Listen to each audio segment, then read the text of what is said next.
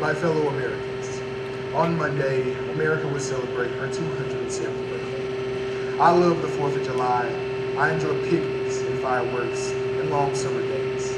I get excited with the thought that millions of our people all across our great country will on this 4th of July weekend join together in thinking about freedom and the men and women who sacrificed to make it our independence.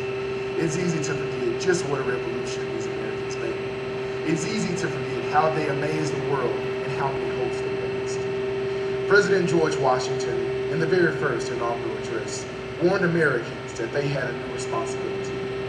He said, the preservation of the sacred fire of liberty and the destiny of the Republican model of government are justly considered, perhaps as deeply as finally staked on the experiment entrusted to the hands of the American people. Now, you may not think of yourself or our democracy as an experiment, but look around. All over the world, millions and millions of people still live under tyranny. Their leaders claim that they're the wave of the future, that history is on their side, and yet their people look to us for hope. Their people look to America as the cradle of freedom, the place where the great civilized ideas of individual liberty, representative government, and the rule of law under God are realities. Yes, their people see America as the experiment that works, and democracy works because of the physical and moral courage of individuals. Some famous, others deserving of recognition. I think of a group of women we honored in Washington this past April, an honor long overdue. They were nurses who had been captured in the Philippines during World War II, and then spent nearly 3 years in prison camps.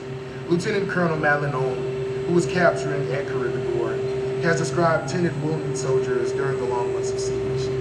Our atmosphere was one of dusty pall, ever present, in which we moved, worked, tried to eat, tried to breathe, and endless nightmares. In San Tomas prison camps, Colonel Owen and her fellow nurses quickly organized into shifts and began to care for other prisoners.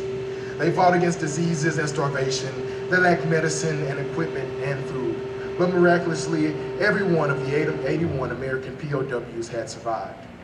These women would not describe themselves as extraordinary Americans. They simply volunteered to serve their country, and they chose to serve it with courage and hope. Their patriotism as they gathered in Washington 40 years after their capture and imprisonment remained strong and vibrant. Of course, we're accustomed to thinking of courage during the time of war, but democracy requires political courage as well. In 1954, when he was convalescing from a painful back operation, Senator John F. Kennedy had time to think about political courage.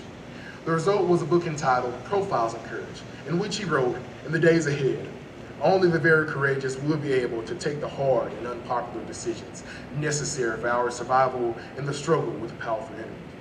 And only the very courageous will be able to keep alive the spirit of individualism and dissent which gave birth to this nation, nourished it as an infant, and carried it through its severest test upon the attainment of its maturity. Thank you.